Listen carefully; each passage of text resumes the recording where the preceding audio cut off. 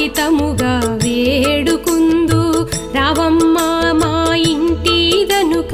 లాలితముగా వేడుకుందు ఎప్పటికీ మా ఇంట్లో ఉంటే తప్పక నీకు పూజ చేదుము లక్ష్మీ